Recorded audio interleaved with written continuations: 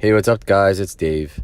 So, I want to talk about emotions and how we must start acknowledging them and healing through emotion. So, there are four types of people in this world. There is a man who leads, or I'm going to say there's four types of people in our old paradigm, in our old world. Right now, we're in a transitioning phase where people are going to start,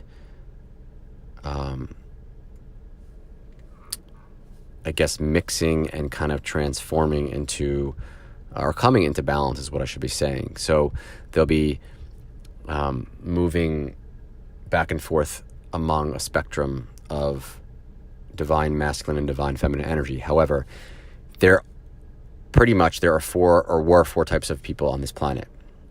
Humans, by the way, not reptilians, not any types of alien species that are connected to the enslavement system of this planet. Humans, light being humans.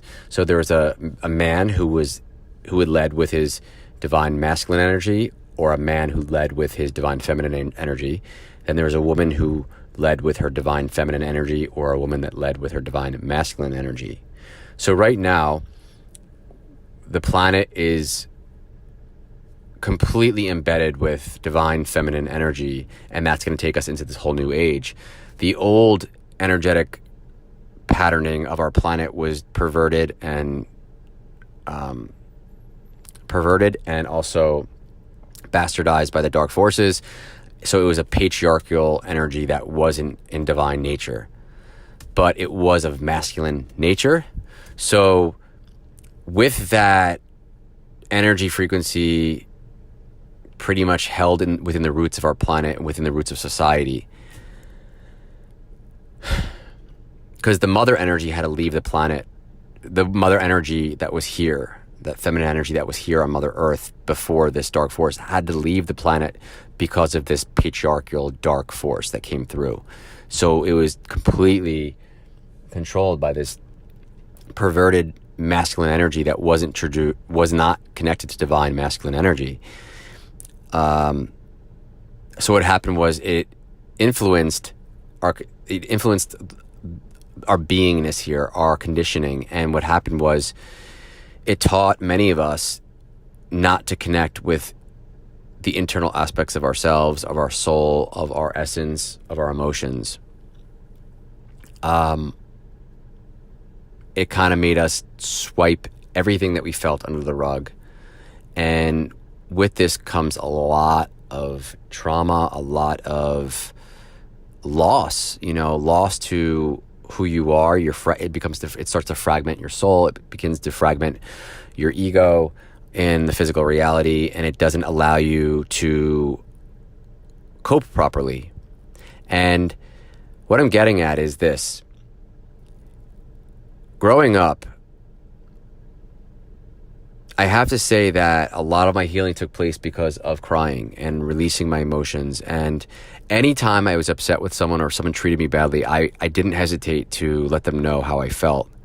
It was an automatic response that I held within me. And it's definitely from the DNA that I hold that's not from this planet. And it's from my experiences elsewhere in this universe due to the high evolvement of other civilizations throughout our cosmos. So I was always...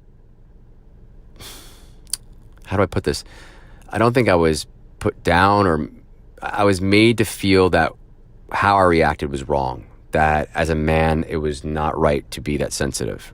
And this always bothered me because this is who I was. Inside, this is who I was. I was responding, and it's crazy because when you think about it, I was actually standing for my own sovereignty. I was standing for respect. I was having self-respect, right? So when someone treats you badly, you stand up for yourself. And by me standing up for myself, I was told that I was sensitive and I was too sensitive. And, you're too sensitive about this. You're too sensitive about that. And that used to really, really bother me. And it made me start to look at myself as different than others, that I wasn't the real man, or that I was very different and I was not normal, and all these insecurities started to build.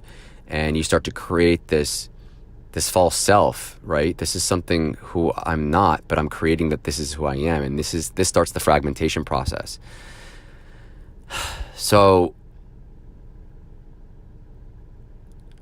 you know, our purpose here on Earth, in this, especially coming to this essential cycle, is to balance our divine feminine and divine masculine energies. So many starseeds, particularly blue-ray starseeds, blue-ray souls, they're very, very well versed in balancing of the energies, and most of them come in mostly balanced, but not really. I came in more with my divine feminine energy leading my life, and then as I hit my 20s, I started to really step into my divine masculine energy, because I had experienced both, and at high levels, meaning I had to really take each energy and work it and bring it to the forefront of my life and use those energies to navigate. And in the early parts of my life, I led with the divine feminine due to the perverted patriarchal energy in the planet. So some souls here, like myself, had to offset that energy by bringing in my heavy divine feminine energy that I led with here as a kid and as a child. And these are the reasonings of why I had many mental health issues growing up, and all these insecurities and all these dark experiences I experienced as a child into my teenage years, into my 20s, even into my 20s when I started transitioning to more divine masculine energy. When I say that, I'm not saying that your masculine energy is not working. It is, but it's just that you're leading with a predominant energy. So when I say divine feminine energy, we're talking about intuitiveness, we're talking about intuition, we're talking about compassion, we're talking about empathy, we're talking about supporting, we're talking about wisdom, we're talking about all-knowingness, we're talking about love frequency. So what the divine and masculine and feminine energy do is the feminine energy is a creator energy, and the masculine energy is a grounding energy. Masculine energy is a logical energy. It's a practical energy. It's a structured energy. It holds the construction and the foundation of things, and it pulls, it brings, it harvests the creation of the feminine. When it transitions to the masculine, it takes the creative process and takes that creative essence and actually brings it into the physical. It grounds it. So when we work with these energies, our goal here is to become in balance with both of these energies. That's who we truly are, is that we're a complete balance. Our soul is a complete balance of divine masculine and divine feminine energy. So that's what we're here to do, is to actually attain that.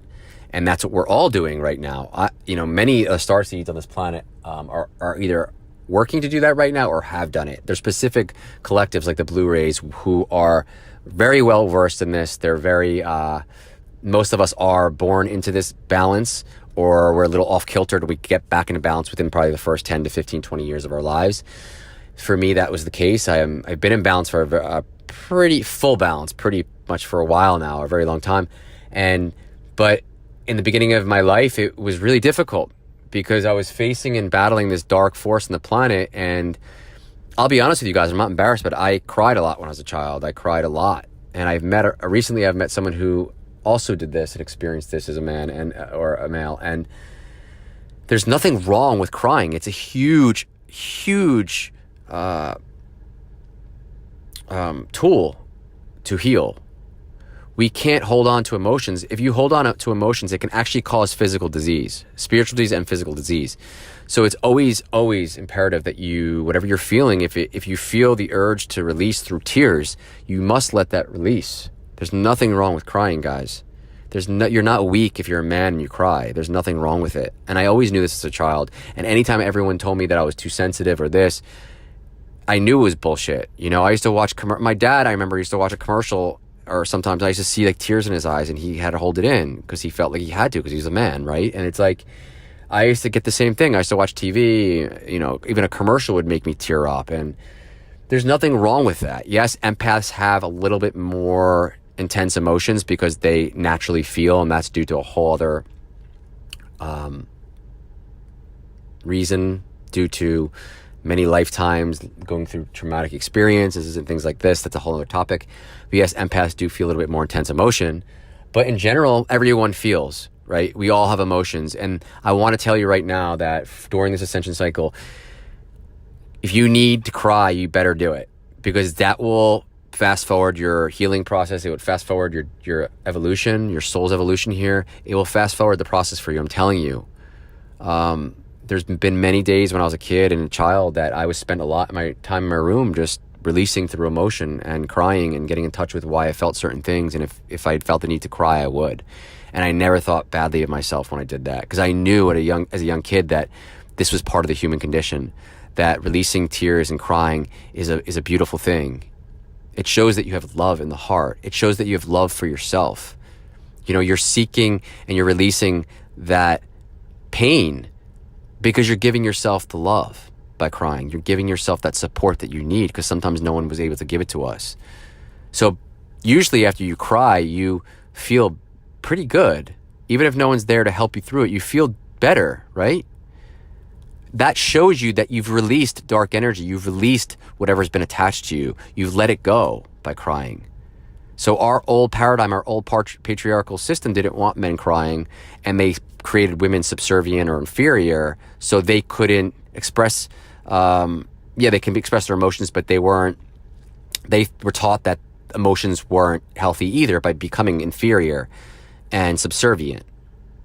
So they're conditioned to think that the feminine energy was below the masculine. It was, subservient, and that didn't have power in it either. But that was just their natural state of energy. Now, when I say feminine and masculine, it doesn't mean gender. So there's many females that have led with their divine masculine energy that were just like men who led with their divine masculine energy. Does that make sense?